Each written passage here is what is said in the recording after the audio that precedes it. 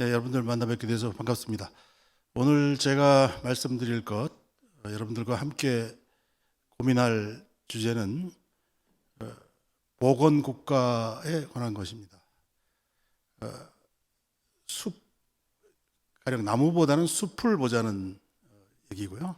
그리고 빅픽처를 좀 그려보자 하는 그런 말씀입니다.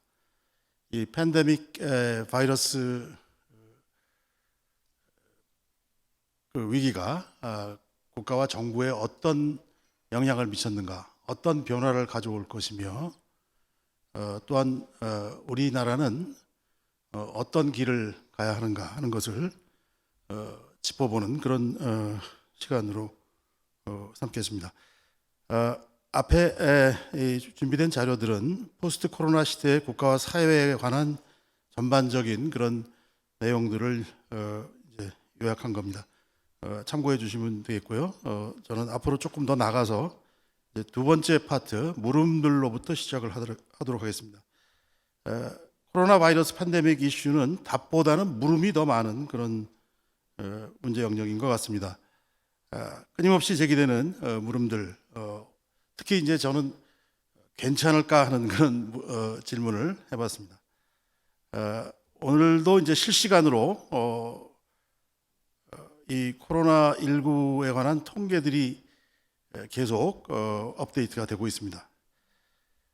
이 숫자의 이면에는 각국의 보건의료 여건이라든지 문화적 특성이라든지 전통이라든지 또 환경, 또 인구의 밀집도라든지 여러 가지 요인들이 관여하고 있는 것을 알 수가 있습니다.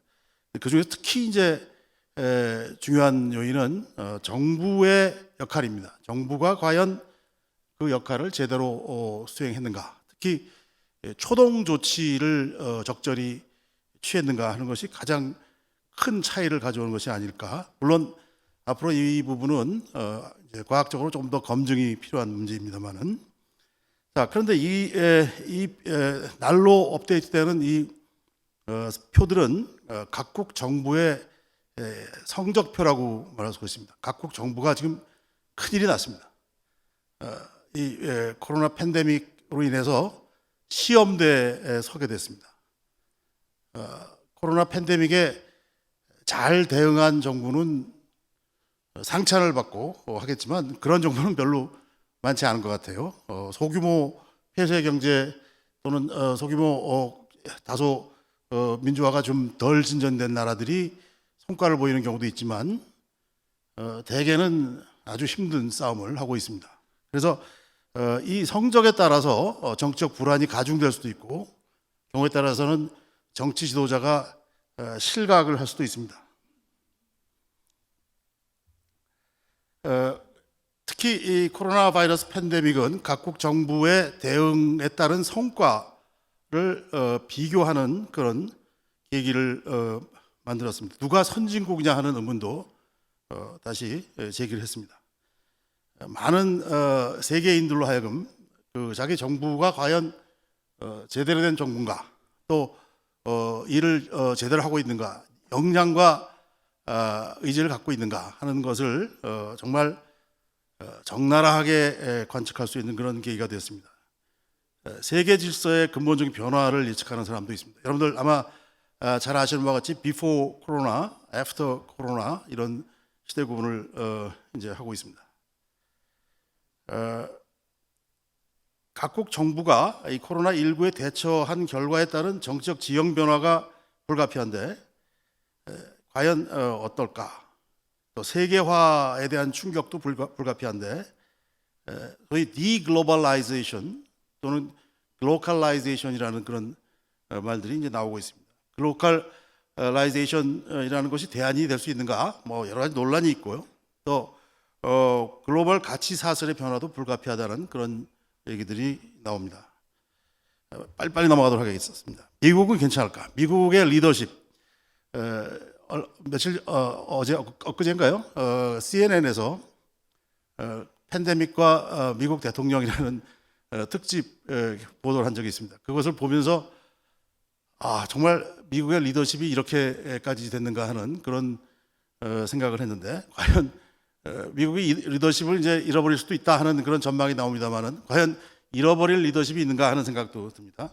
토마스 프리드만이 말하는 제3차 산업혁명 경쟁에서 이미 뒤처지기 시작했는데 이 코로나 팬데믹으로 인해서 더 가파른 내리막으로 몰리는 것이 아닌가 이런 생각마저 듭니다. 그러나 여전히 미국은 최강대국이고 최부국입니다. 그 사실과의 그 미스매치로 인해서 여러 가지 불안정성이 발생하는 것은 또 어쩔 수 없는 일입니다. 대중국 관계라든지 대이란, 대북한, EU 상당히 잘 진군하는 것처럼 보였던 EU 역시 아주 중대한 타격을 입었습니다. EU 통합의 초석이라고 할 수 있는 쉥겐 조약이 와해될 위기를 맞았습니다. 각국이 국경을 봉쇄하고 소위 이동 제한령을 내리는 그런 사태, 또 EU가 과연 이 위기에서 회원국들을 위해서 무엇을 했는가에 대한 그 질문을 제기하는 사람들이 많아지기 시작했습니다. 일본은 어떻습니까? 일본은 아베의 코로나 패착 이런 말들이 나옵니다. 아베 수상이 TV에 출연하는 모습을 보면 어떤 의미에서 좀 민망한 느낌이 들 정도로 갈팡질팡하고 불안한 그런 느낌을 줍니다. 아베가 코로나 패착으로 인해서 지지율이 하락하고 정권의 위기를 맞지 않겠는가 하는 그런 측도 나오고 있습니다. 중국은 어떨까요? 중국도 초기 대응 실패에 대한 논란이 아직도 완전히 가시지 않습니다. 수치로 보면 이제 중국은 이 코로나 위기를 벗어난 듯한 그런 느낌을 전달합니다. 그렇지만 과연 그럴까요? 또 중국의 책임에 관한 그 미중 간의 갈등이 점점 더 불거지기 시작했는데 미국의 그러한 그 압박도 문제지만 중국이 일종의 그 전랑 외교라고 해서 자기들의 입장을 일방적으로 주입하려는, 부과하려는 그런 시도를 했다가 입지가 오히려 약화되는 그런 문제가 생기고 있습니다. 여러분들 잘 아시는 바와 같은 리 원량이라는 이 젊은 의사가 이 코로나 19를 일종의 휘슬 블로잉 하다가 정부로부터 제지를 받고 또 불이익을 받은 끝에 나중에 본인이 감염돼서 사망하는 그런 사건이 발생했습니다. 이 사건이 이를테면 제2의 천안문 사건 같은 그런 파국으로 가는 계기가 되지 않을까 하는 그런 그 전망도 없지 않습니다. 일반적으로 국가와 정부는 괜찮을까? 정치적 리더십의 위기가 곳곳에서 나타나고 있습니다. 사회 통제의 이완, 정치적 파국 또는 정치 사회의 불안정이 악화되는 그런 현상들이 나타납니다. 경제 위기를 극복할 수 있겠는가? 이런 문제도 나옵니다. 자, 그래서 국가 기능이 이제 바뀔 것이다 이렇게 전망이 되고 있는데 가장 일반적으로 전망되는 부분은 거대 정부가 나타날 것이다, 거대 국가가 나타날 것이다 하는 겁니다. 국가의 귀환이란 말도 하고 또 큰 정부의 그 귀환이라는 그런 말도 나옵니다. 또 반면에 이러한 현상에 대해서 경고를 하는 의견도 적지 않습니다. 위험에 빠진 민주적 법치 국가라는 말이 독일에서 논의되고 있고요. 또 이 보건 국가라는 말을 쓰면서 이거를 파시스트 히스토릭 휴기네 슈타트라는 말을 써가지고 오히려 위협으로 보는 그런 신경마저 나타나고 있습니다. 자, 가장 학자들이나 평자들이 입을 모아서 시인하고 있는 그런 변화는 거대 정부의 진격입니다. 자, 거대 정부의 진격, 이것을 이제 어떻게 표현할 것인가? 이제까지 국가의 그 기능이 다양하게 변천해 왔습니다. 약경 국가라든지 절대 국가라든지 또는 감시 국가, 사회 국가, 보장 국가, 복지 국가는 여러분 너무 잘 아시죠? 그런 다양한 국가 기능의 변천이 있었는데 이제 국가가 그럼 어떤 방향을 틀 것인가 하는 것을 전망해 보겠습니다.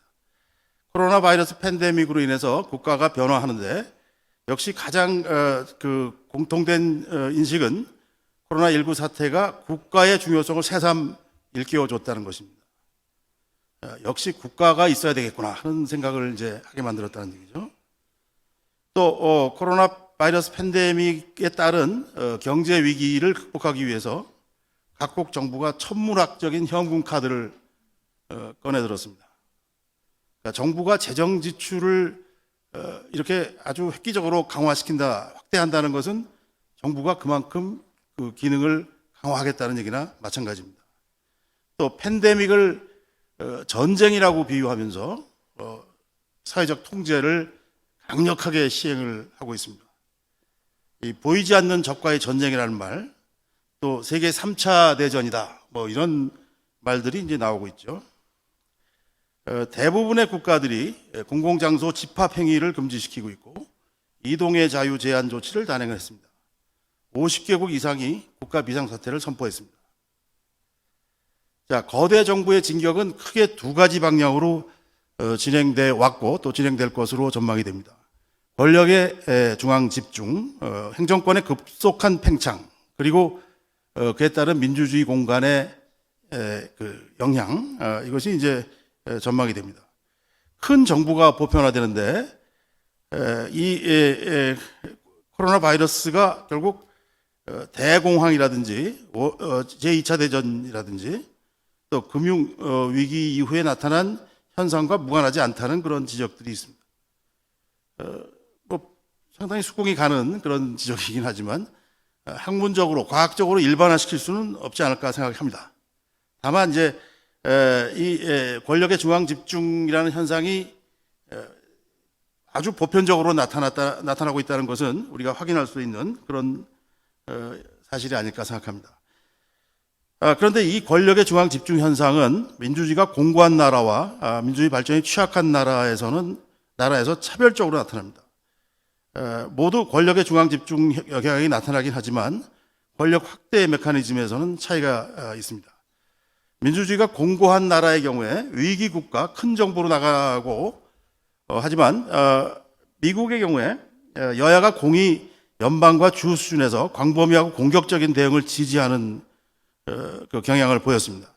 연방 재정 적자가 막대한데도 추가적인 재정 지출을 수용했고 또 포퓰리스트 행동주의자에 가까운 트럼프 대통령이 열성적으로 재정 지출 확대를 주도했습니다.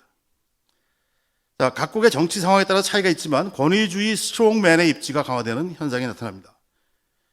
최근에 트럼프와 각 주의 주지사들이 이제 아주 심각한 그 대립을 보였는데 각 주들이 경제를 리오픈하는 문제에 대해서 연방 대통령이 어떤 권한을 갖고 있는가 하는 그런 기자들의 질문이 있었고 트럼프 대통령이 여기에 이렇게 대답했습니다. 자기들은 연방 대통령은 자신이 토탈 파워를 갖고 있다. 그러니까 전체적인 권한을 갖고 있다. 근데 이것은 사실은 연방 헌법에 관한 그러니까 연방 헌법의 그 연방 대통령의 그러니까 연방 정부의 권한으로 명시되지 아니한 것은 주의 권한으로 본다는 그런 규정에 관한 기존의 해석을 정면으로 거스르는 그런 주장이었어요. 그래서 논란이 불거지다가 결국 자기 자신의 입장을 후퇴하고 각 주지사들이 결정을 하도록 그렇게 이제 만들었죠. 근데 그 과정에서 이제 좀 성급한 주의 주민들, 특히 우파 그 스트롱맨 트럼프를 지지하는 사람들이 이제 들고 일어나서 심지어는 무기까지 들고 나와가지고 빨리 그 경제를 다시 열어라 이렇게 이제 데모를 하니까 트럼프 대통령이 마치 부추기듯이 선동하듯이 뭐 liberate 미시간 이런 식으로 미시간을 해방시켜라 뭐 이런 식으로 그 요구를 하는 그런 묻지 못할 사태가 생기기도 했습니다. 우리나라는 어땠을까요? 우리나라는 이게 갑자기 왜 이렇게 우리나라는 연방 국가가 아니죠. 단방제 국가라서 원래 정부가 거대합니다. 거대하고 그렇게 지방자치단체의 권한이 강하지 못합니다.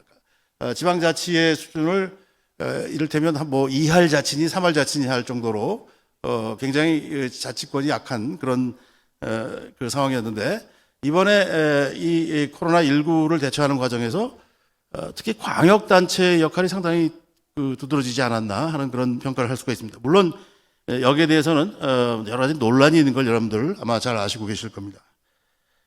뭐 방역 한류 출발지가 대구냐 아니냐 뭐 이러면서 대구가 초동 조치를 잘 했느냐 말았느냐 여러 가지 논란이 있고 또 우리가 확인할 수 있는 사실들도 있습니다.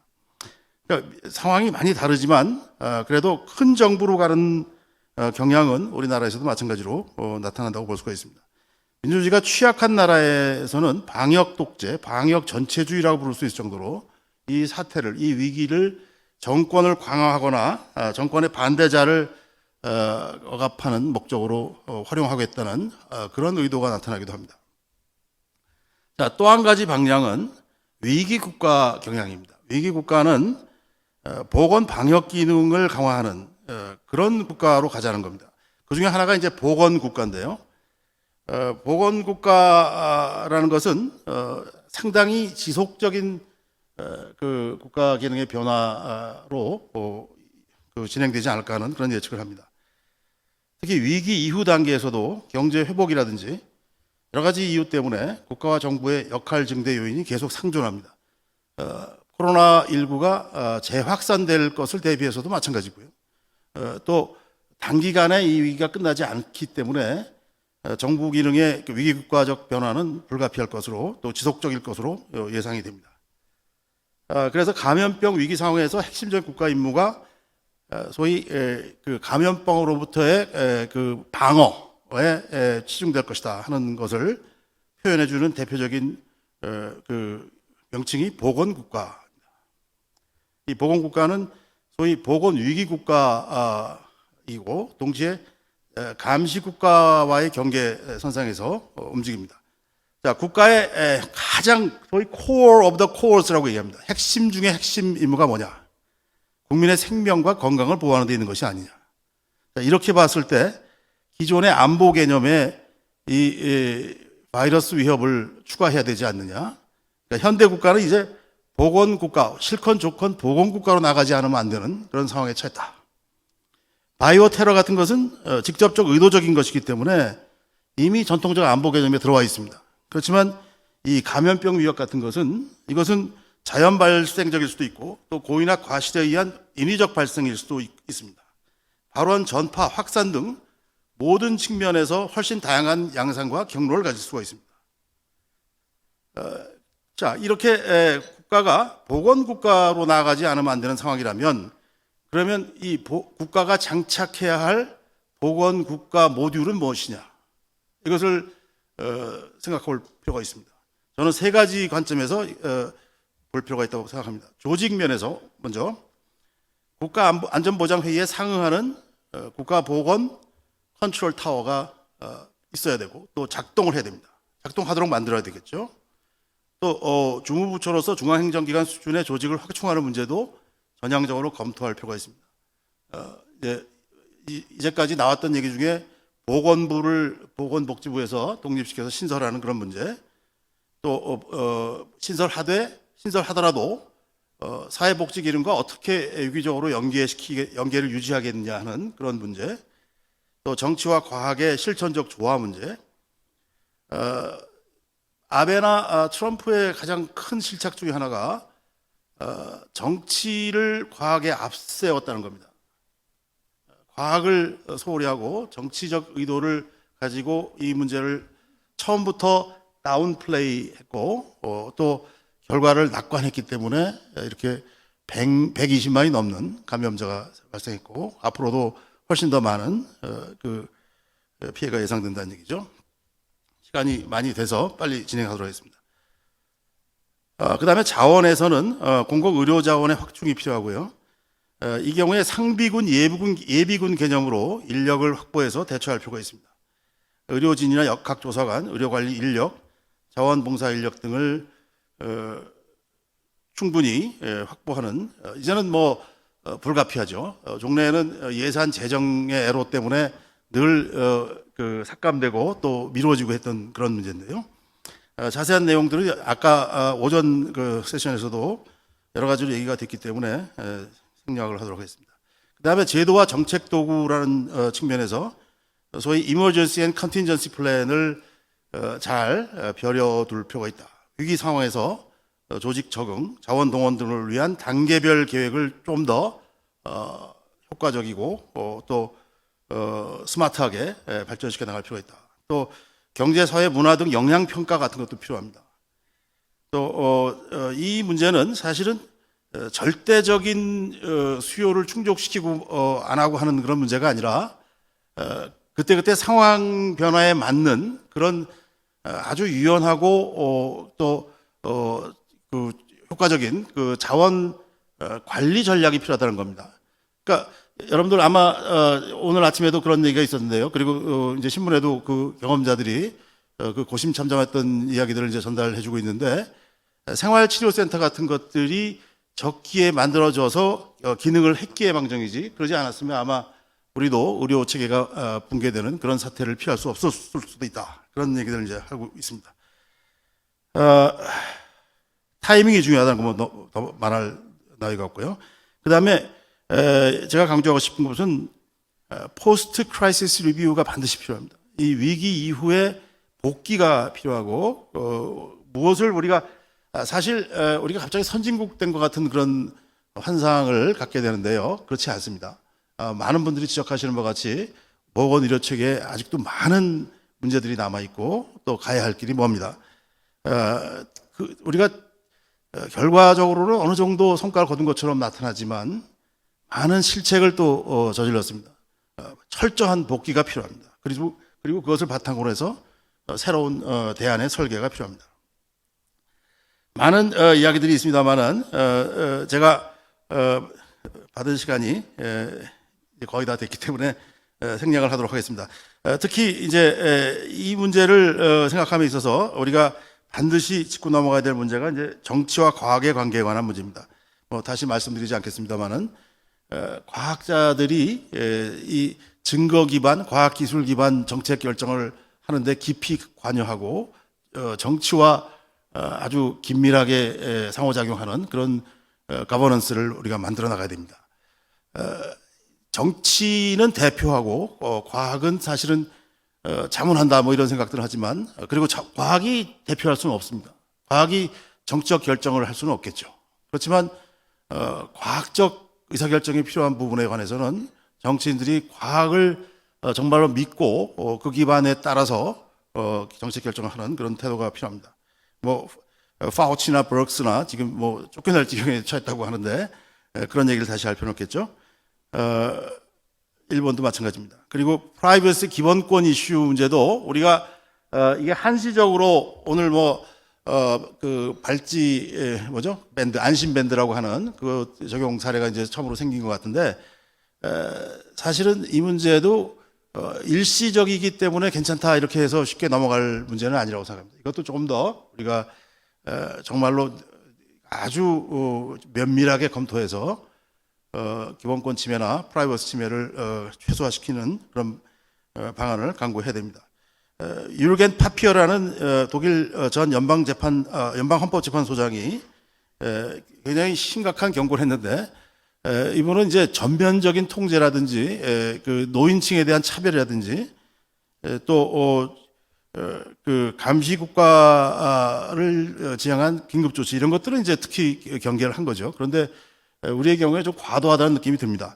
여러분들 아마 들으셨겠지만 프라델이라는 그 프랑스 변호사가 우리를 감시와 밀보의 초감시 문화라고 비난을 했는데, 그것도 그렇게 우리가 신경질적으로 반응할 필요는 없지만 사실은 적절하지 않다는 그런 그 생각을 합니다만, 또 기소르만 같은 그 지성인도 한국이 트레시호베이에 그래서 매우 감시가 심한 사회다 이렇게 평을 합니다. 한국의 방역 성과를 높이 평가하면서도 물론 감시라는 것은 사실 이중적인 의미가 있습니다. 방역에 있어서 감시는 굉장히 중요한 하나의 그 단계이기도 합니다. 그래서 그런 의미일 수도 있겠다는 생각도 하지만, 우리가 조금 더 우리의 그 정책과 시스템을 더 개선시켜 나가야 되지 않겠는가 하는 생각을 합니다.